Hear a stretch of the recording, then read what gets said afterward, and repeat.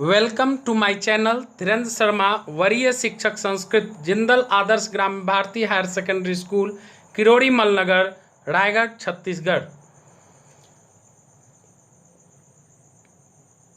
आज मैं आप सबों को सीजी बोर्ड कक्षा 10वीं की संस्कृत श्यामला पुस्तक के सप्तमः पाठ सुभाषितानि के व्याख्या एवं सारांश अर्थ सहित बताने जा रहा हूँ। सुभाषित शब्द सु और भाषित के मेल से बना है, जिसका अर्थ है सुंदर भाषा में कहा गया। संस्कृत के सुभाषित जीवन के दीर्घकालिक अनुभवों के भंडार हैं।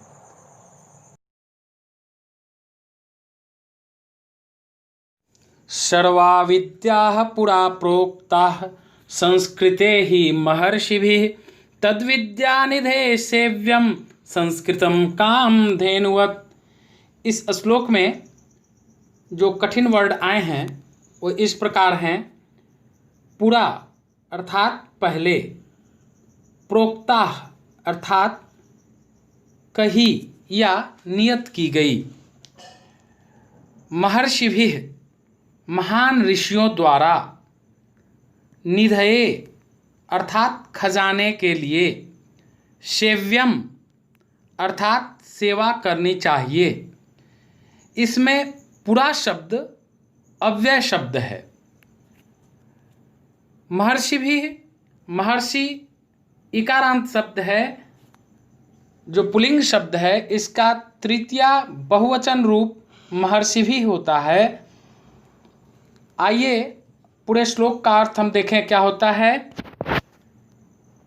महर्षियों द्वारा प्राचीन काल से ही संस्कृत भाषा में समस्त विद्याएं नियत की गई हैं, परंतु उन विद्या रूपी खजाने हेतु कामधेनु के समान संस्कृत भाषा की सेवा करनी चाहिए।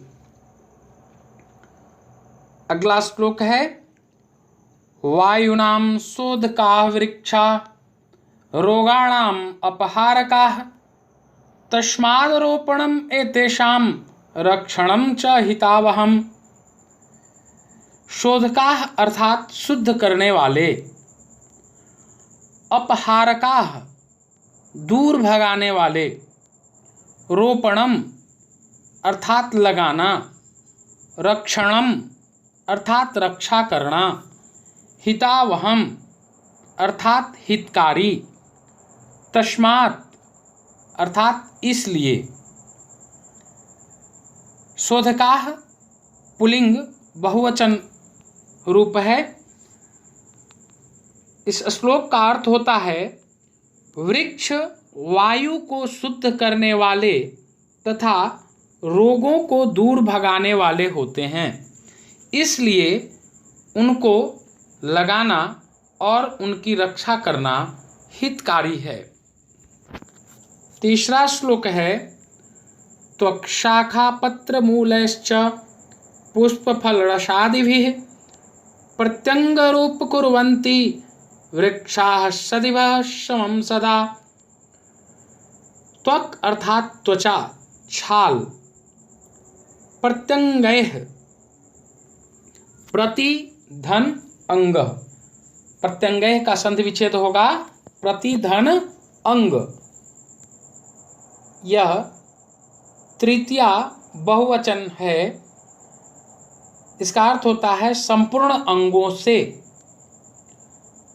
समम अर्थात समान, सदिभः संतों के, सज्जनों के, सदिभः समम अर्थात सज्जनों के समान। उपकरवंती, उपकुर्वन्ति अर्थात उपकार करते हैं। मूलैः अर्थात जड़ से। कुल मिलाकर इस श्लोक का अर्थ होता है, संतों के समान ही वृक्ष अपनी छाल, शाखाओं, पत्तों, मूल, पुष्प, फल और रस आदि समस्त अंगों से प्राणियों पर सदा उपकार करते हैं। चौथा श्लोक इस प्रकार है, केषांचिद् अपि वस्तूनां गम्यते संगिणा गुणः वैद्यनापित हंत्रिणाम हस्तेषु छुरिका यथा। गम्यते अर्थात जानने योग्य या समझा जाता है। संगिना अर्थात संग या साथ वाले से। वैद्यः अर्थात चिकित्सक। नापितः अर्थात नाई।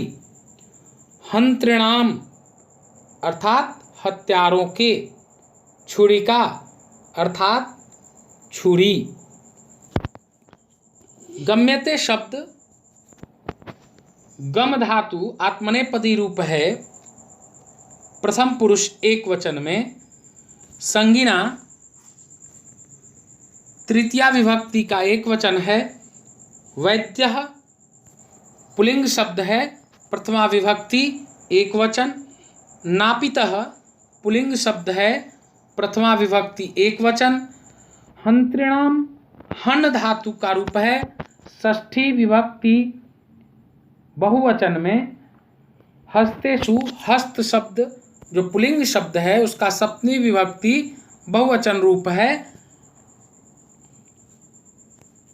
इस श्लोक का अर्थ होता है किसी भी वस्तु के गुण को उसके संग वाले से अथवा किसके हाथ में है जानने योग्य या समझा जाता है। जिस तरह छुरी का गुण, छुरी का उपयोग चिकित्सक, नाई और हत्यारे के हाथों में होने पर ही निश्चित होता है। आगे देखते हैं 5वें श्लोक को। यच्छक्यं ग्रसितुं शस्तं ग्रस्तं पर्णम्यच्च यत् हितं च परिणामे यत्राद्यं भूतिमीक्षिता। शस्तम अर्थात आनंद या सरलता से। ग्रस्तम अर्थात खाया हुआ। परिणमित पच जाना चाहिए। हितम अर्थात हितकारक। परिणामे अर्थात पचने पर। भूमिक्षिता कल्याण की इच्छा करने वाले व्यक्ति को। अद्यम अर्थात खाने योग्य या खानी चाहिए। कुल मिलाकर इस श्लोक का अर्थ होता है जो वस्तु खाई जा सके, खाने पर सरलता से पच सके और पच जाने पर हितकारी हो, कल्याण की इच्छा करने वाले व्यक्ति को वही वस्तु खाना चाहिए। धन्यवाद। शेष 5 श्लोकों को अगले वीडियो में बताया जाएगा।